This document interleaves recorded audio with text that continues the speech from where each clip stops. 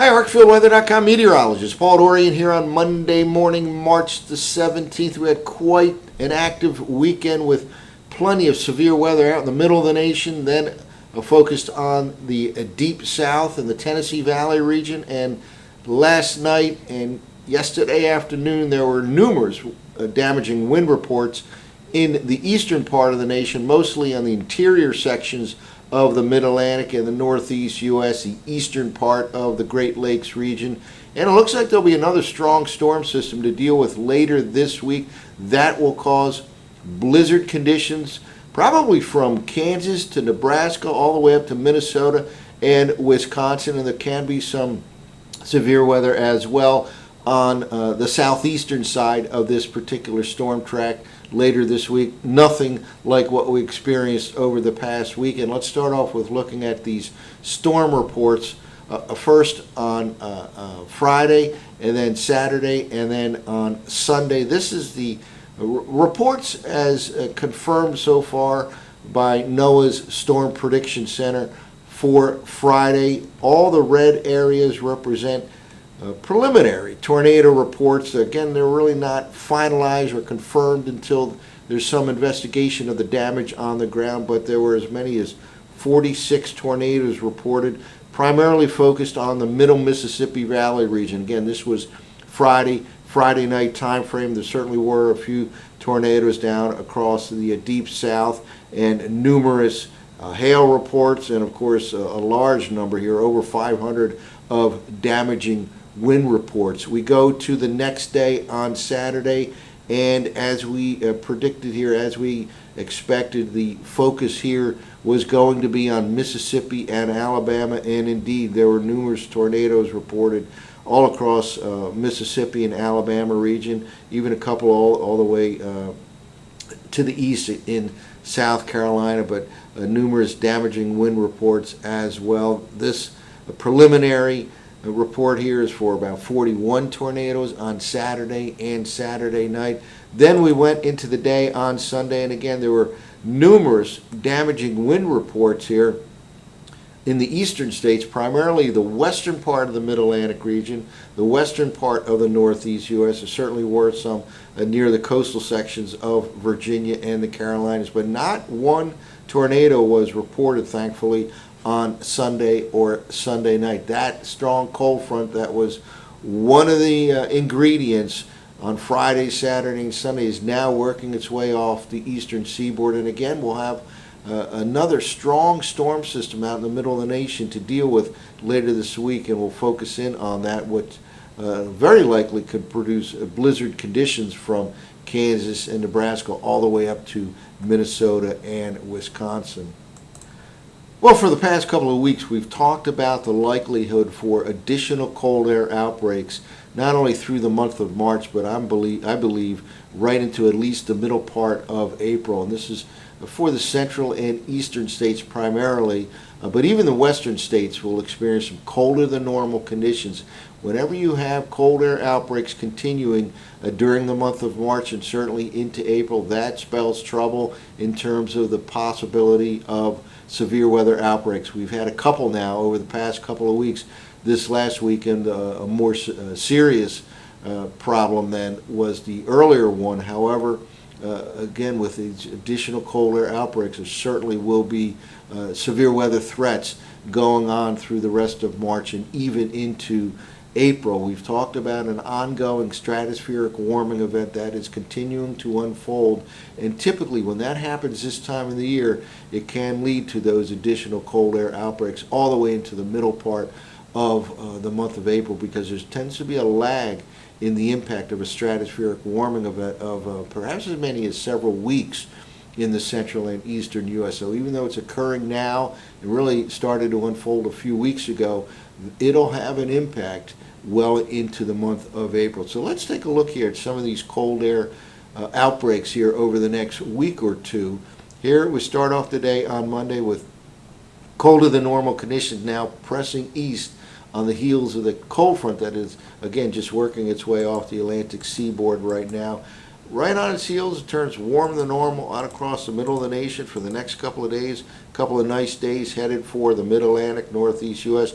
on Tuesday and Wednesday. But look, right here we have colder than normal conditions throughout the western part of the nation. That spells trouble. We've always talked about this battle zone region right in here by midweek, Wednesday, Thursday time frame. And again, this could lead to blizzard conditions pretty much right in this part of the nation, right around here from Kansas and Nebraska across Iowa into Minnesota and Wisconsin. And in the warm sector, certainly there can be some severe weather activity. Nothing as extensive as this past weekend. But let's move forward here. And here comes that next cold shot across the middle of the nation by Thursday. That works its works its way down into the southeastern states by the end of the work week. And that's not the last of the cold air outbreaks. We have quite a bit of cold air up across the Hudson Bay region of Canada over the upcoming weekend, and certainly some colder than normal conditions across the northern U.S. here. And again, we have this battle zone areas setting up here with these additional cold air outbreaks where it's warmer to the east and south and colder to the north and west, and you can set up some more severe weather activity. This is going all the way out a week from right now to next Monday, the 24th. We'll go out a little farther in time. What was colder than normal this week across the west becomes warmer than normal next week, but then we have another colder than normal air mass charging southeast across central Canada into the Great Lakes. This is now about 8 or 9 days out, latter part of next week, and that moves all the way into the Mid-Atlantic region towards the end of next week. I know Major League Baseball gets underway in earnest next Thursday, the 27th and 28th, and certainly there will be some cold air outbreaks to deal with the early part of the baseball season going into the middle part of April. Again, partly as a result of that stratospheric warming event. Here we have another surge of warmth and yet another cold shot moving in. This is all the way out now, 2 weeks from right now, at the end of the month of March.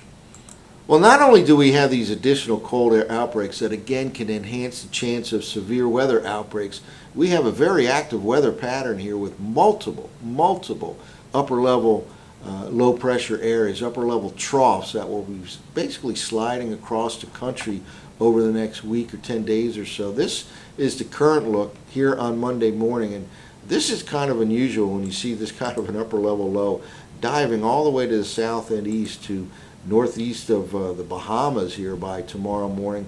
Again, an active pattern. Right on its heels we have another impressive system. Again, this is going to play a role in the middle of this week with that typical pattern here of high pressure ridging off to the east and upper level troughing off to the west. Battle zone region right in here. Basically we're saying we have warmer air to the east and colder air to the west, and this is setting the stage for another active weather pattern here by the middle part of this week. And this one will include probably less in the way of severe weather in terms of tornadoes, certainly compared to this past weekend, but more in the way of blizzard conditions all the way from Kansas to Wisconsin here. We'll show some of those surface maps in a moment or two. Here we go. That system moves pretty much right across the country, and here we have right on its heels another upper level trough here. This is all the way now out to Saturday, March 22nd, this upcoming weekend here, and right on its heels another system moves from west to east across the northern states. This is a week from right now. A very active weather pattern, so you combine that with additional cold air outbreaks and you have the potential for late season snow across the northern states and some severe weather outbreaks as well going on right through the month of March, and I do believe right into the middle part of April. Well, let's take a look at the surface maps, and all of these maps are from the 0Z run of the GFS. And here is that cold frontal system that first caused a tornado outbreak out across the middle Mississippi Valley region on Friday, then helped to produce some tornadoes down across the deep south primarily focused on Mississippi and Alabama, and now that same frontal system certainly has lost some of its punch. Again, no tornadoes on Sunday or Sunday night in the eastern states, but plenty of strong thunderstorms and damaging wind reports. That cold front now is right along the eastern seaboard. Still some lingering showers in D.C., Philadelphia, New York City early today, but then it'll start drying up later in the day. And really, the next couple of days look quite nice across a large portion of the eastern states here. Here we are on midday on Tuesday, warm across the middle of the nation, and here we go again with a strong southwesterly fetch of air bringing some warmer conditions all the way up into the Great Lakes region. And here is that next surface low pressure area to be concerned about. This is tomorrow afternoon. Then we move into the day on Wednesday, and look at this right here. We have again a very tight pressure gradient pattern here. We have these isobars. The black lines here represent lines of equal pressure. The tighter these lines, the stronger the wind. So you're talking about a lot of wind here on Wednesday and midweek. And in the cold sector, we're setting up for blizzard conditions right across this part of the nation and then into Canada here during the middle part of the week. A 983 millibar low.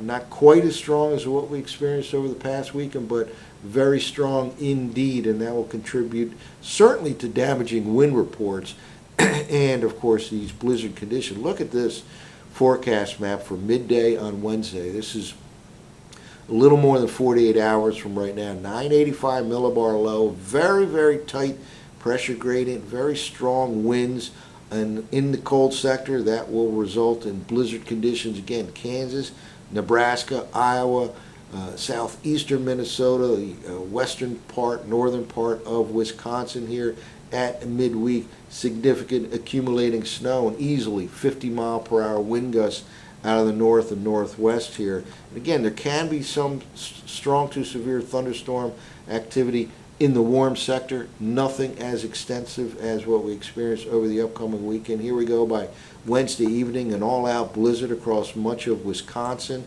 southeastern Minnesota, and then that cold frontal system slides to the east.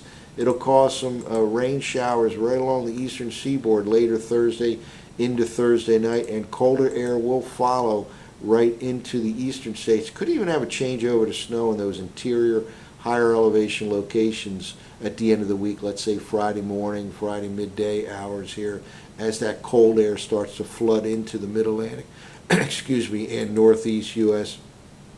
And then the weather conditions relax over the upcoming weekend. Here we are into Saturday morning, and we'll monitor the progression of this kind of a weak system, but still plenty of cold air. You can see this strong Canadian high pressure over southern Canada by the early part of the upcoming weekend, and there is a lot of cold air bottled up here over Canada, and a lot of that cold air will make its way down into the central and eastern states over the next couple of weeks, and indeed, I believe, right into the middle part of April. That's it for now. For ArcFieldWeather, for ArcFieldWeather.com, this has been meteorologist Paul Dorian.